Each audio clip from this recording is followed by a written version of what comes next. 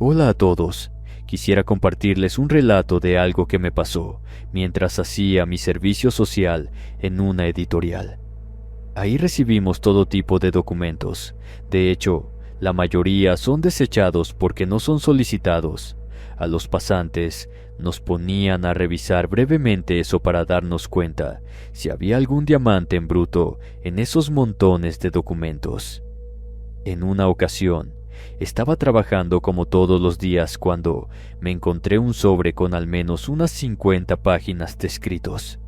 Era algo corto para lo que estábamos acostumbradas, pero sin duda podríamos ver qué contenía en poco tiempo, de forma que comencé a leer todo en mi escritorio.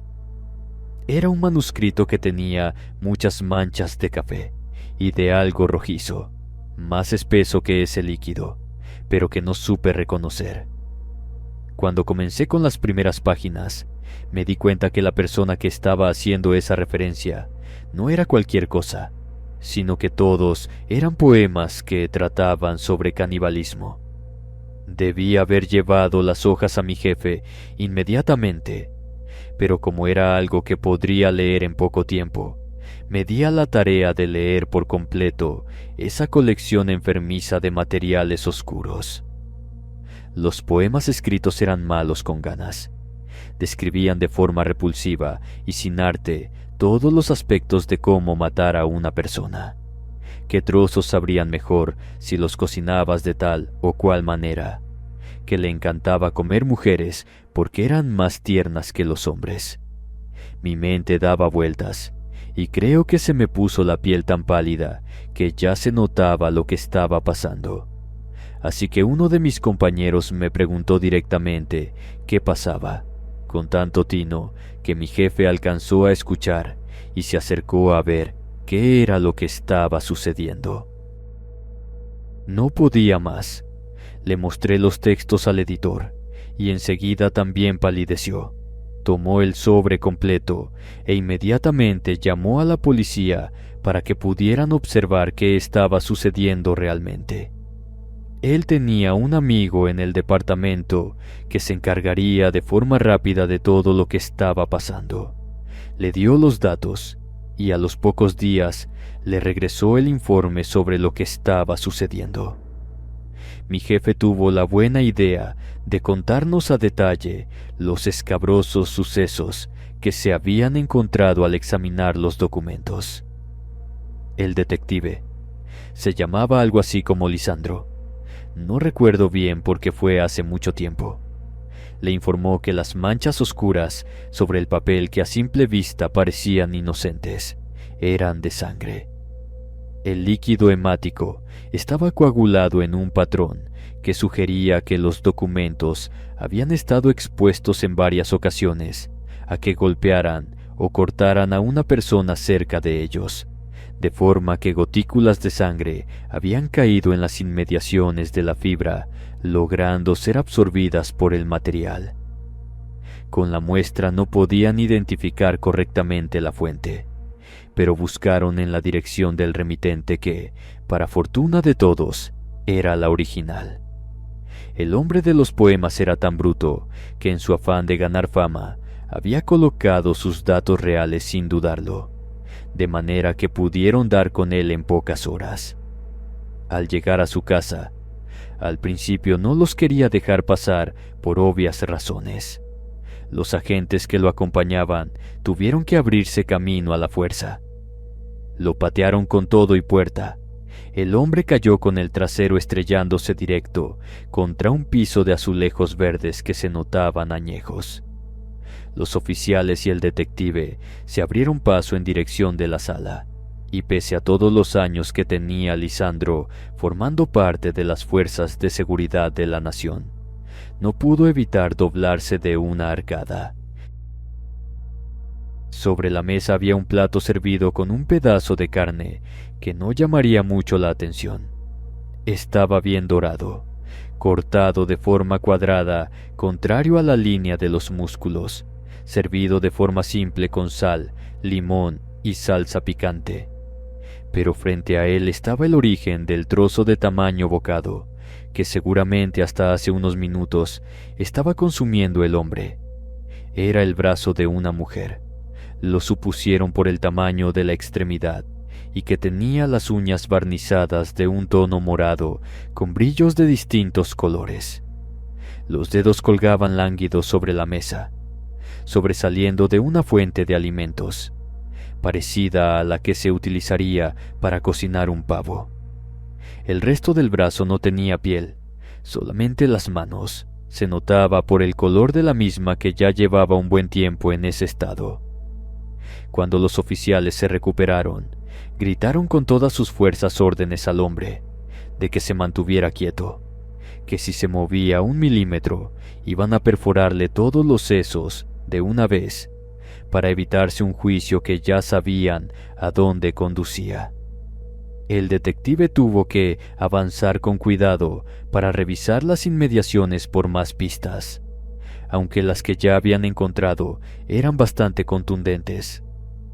En la cocina había varias ollas llenas de trozos de lo que parecía ser la misma persona. Otro brazo se cocía en la estufa. Lo que parecía una pierna en trozos ya estaba en aceite hirviendo. Los pies parecían esperar su turno en el horno. El aroma era intenso. El detective dijo que era como que te diera de lleno el olor del cabello quemado, la mantequilla hirviendo y la grasa de cerdo cocinándose. No era algo apetitoso, sino todo lo contrario. Su cuerpo parecía rebelarse instintivamente, como si comprendiera que aquel acto transgredía las leyes fundamentales de la naturaleza. Tomó algunas fotografías y llamó a los forenses. El resto de la detención ya lo estaban llevando a la municipal. Después de ese espectáculo, llevó sus manos al refrigerador.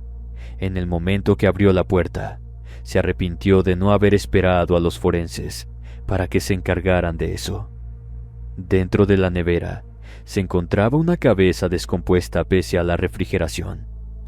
Sus ojos blancuzcos, por la falta de circulación en las cuencas, le veían desde ese interior.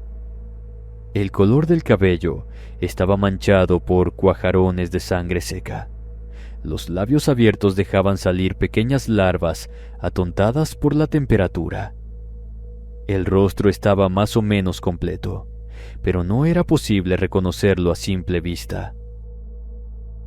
Tuvo que correr al fregadero para vomitar en ese sitio, ya que parecía algo donde no encontrarían pruebas contundentes los forenses. Descansó un momento. Enseguida escuchó el sonido de las sirenas llegando al edificio para buscar todo lo que guardaba ese departamento del infierno. Se relajó un momento para seguir con la observación de las habitaciones. Había un baño que no parecía tener nada en particular y 2 habitaciones. Una se encontraba impoluta. La otra era un baño de sangre desde el techo hasta el piso. Las moscas salían del cuarto y paseaban por todos los sitios donde hubiera podido haber sangre. Salió del sitio y encendió un cigarro para quitarse de encima el aroma de la muerte que se retorcía en su nariz.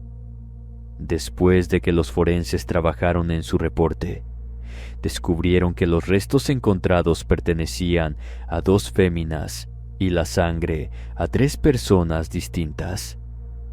Finalmente condenaron al hombre por su brutalidad a varios años de prisión, los cuales no alcanzó a cumplir porque a los 2 meses de estar en el reclusorio, lo encontraron muerto en su celda.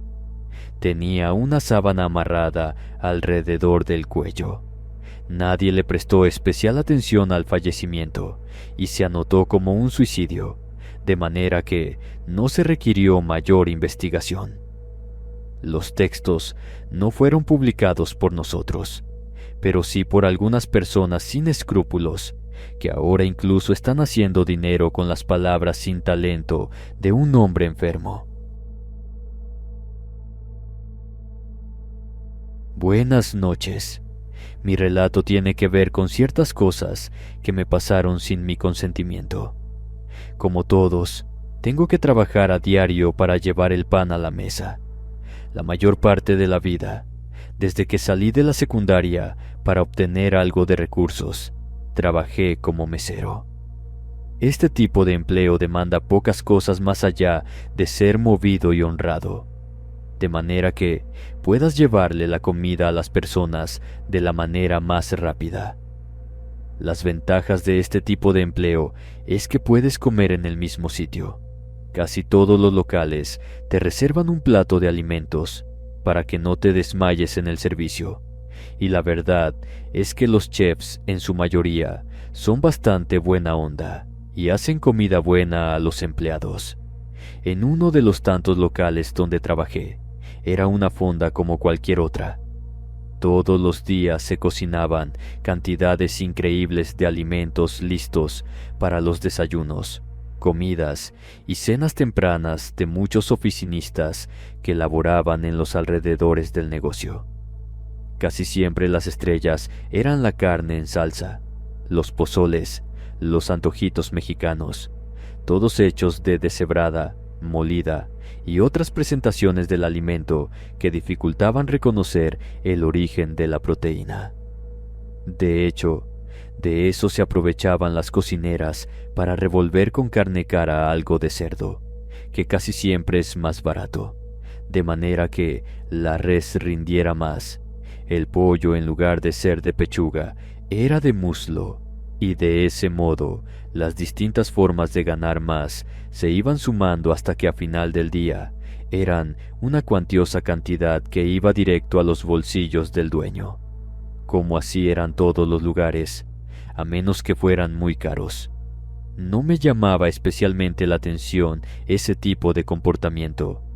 Lo que sí me sorprendió fue una noche que el patrón, antes de cerrar, nos trajo un montón de carne que los cocineros se tuvieron que quedar a destazar para dejar listos para el día siguiente.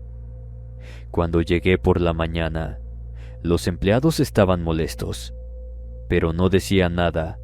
Uno de ellos, el más joven, se veía especialmente asustado.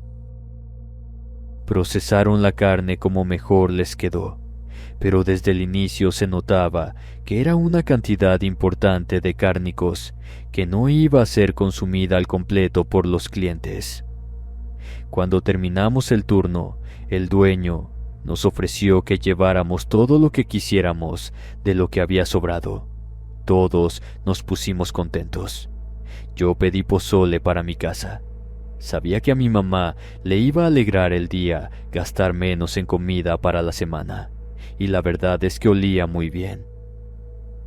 El Cavis, que era el cocinero más joven y mi compa, me agarró del brazo cuando estaba en la fila. Me dijo que no me llevara nada. Cuando le pregunté extrañado por qué, él no me contestó nada.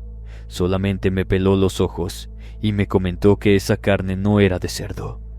No le entendí lo que me quería confesar, pero a mi juicio comida era comida. Así que llevé un balde que había comprado en la tienda para ese propósito específico, y les pedí que lo llenaran hasta el tope, además de ponerme todos los complementos que el patrón dejara.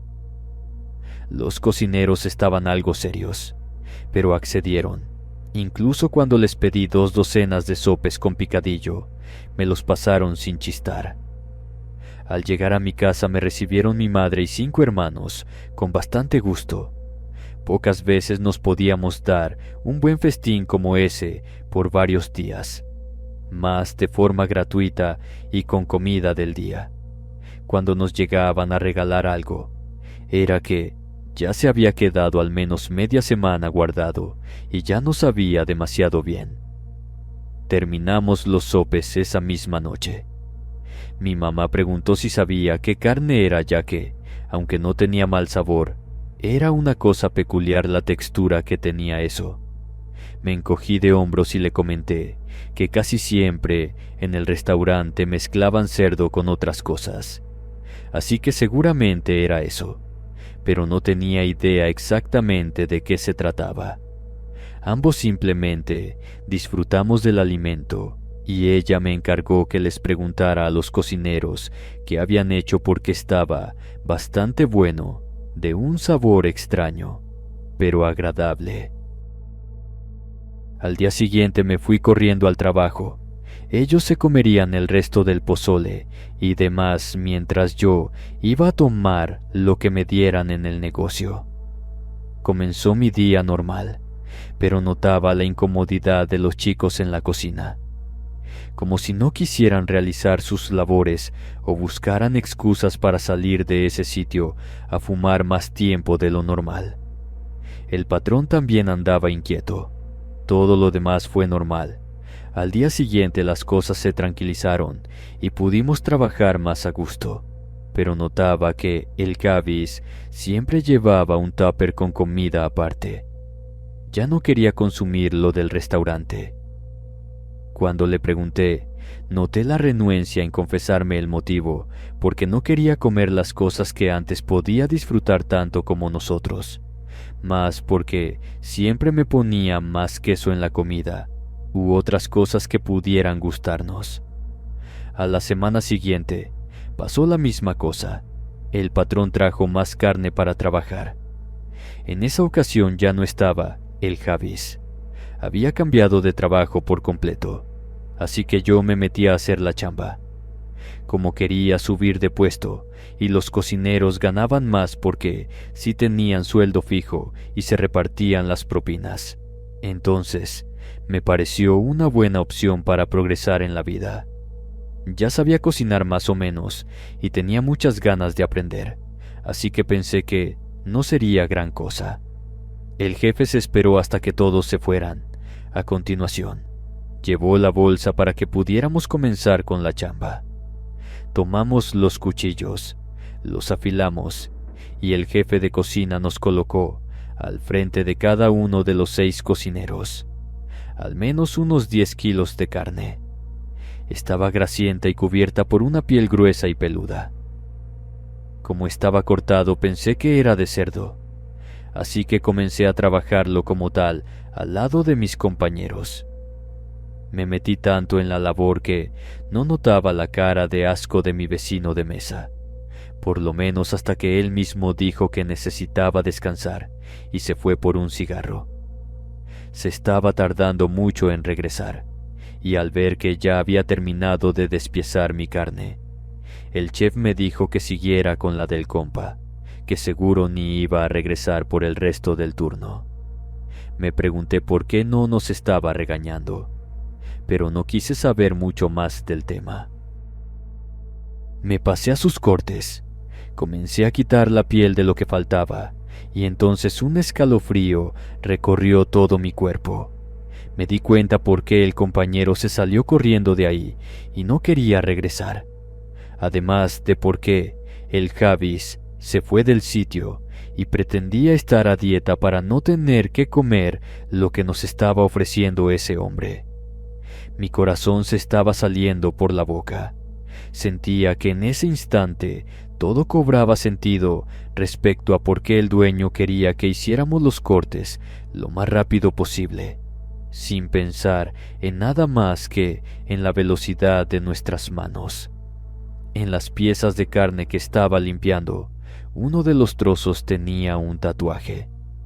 No era el típico azul de Zagarpa que indica que el animal fue sacrificado y aprobado para consumo humano, ni podría ser remotamente que el ser que estábamos trabajando era proveniente de alguna granja que cooperara con estudios de tatuaje para que los alumnos practicaran sus trazos. Era una serpiente envuelta en un puñal, una imagen muy típica de las pandillas que pululaban por la ciudad. Comencé a sudar frío. Mi respiración se agitó y el cuchillo no pudo dar más cortes. Sentí que una mano suave me tomaba del brazo. Miré a mi lado con cara de un horror que no podía gritar. Un compañero se llevó el dedo a la altura de los labios. Me indicaba silencio o acabaría como esos trozos de carne en el guisado. Tuve que respirar profundo, hacer de tripas corazón para continuar con esa labor tortuosa. Conforme sacaba los otros trozos de la bolsa, me di cuenta de que esos pedazos también estaban llenos de más tatuajes. Nombres, marcas de cicatrices que parecían de balas. Bello que era de persona, No había manera de que esos trozos no fueran de una persona. Y trabajar con eso me enfermaba. Una vez que acabamos, pensé que sería todo por esa noche. Pero el patrón ahora nos trajo otro cuerpo, esta vez desnudo y completo, para que lo preparáramos en los distintos cortes de una carne lista para comer. Era el Javis. Esta vez no pude evitar caer de espaldas gritando. Casi vomitaba. El corazón se me iba a salir del pecho. Apenas hacía unos días lo había visto reírse conmigo y ahora estaba frente a mí, con una bala en la frente y ninguna herida más. El hombre sonreía de forma maligna. Nos dijo que, si no queríamos acabar así, tendríamos que cortarlo como a los otros, para preparar los alimentos del día siguiente. Ante esa revelación ya no podía más, estaba fuera de mí. Como gritaba tanto, me sujetaron entre varios y me dieron un golpe en la cabeza. No supe qué pasó después, pero al despertar estaba encerrado en el closet de las escobas. Por más que trataba de salir, sabía que sería completamente inútil, pero seguí golpeando sin parar. Los compañeros estaban tan temerosos y seguros como yo de que sería el próximo en la plancha. Así que cuando entraron los policías gritando que todos se fueran al suelo, sentí que el alma me volvía al pecho. Una vez que detuvieron a todos, toqué la puerta y grité. Me sacaron del armario y me llevaron en calidad de testigo. Ahora tengo por seguro que los culpables de todo lo que pasó están tras las rejas, y aunque sigo trabajando en restaurantes, siempre me aseguro de que la carne que voy a comer venga de fuentes fidedignas.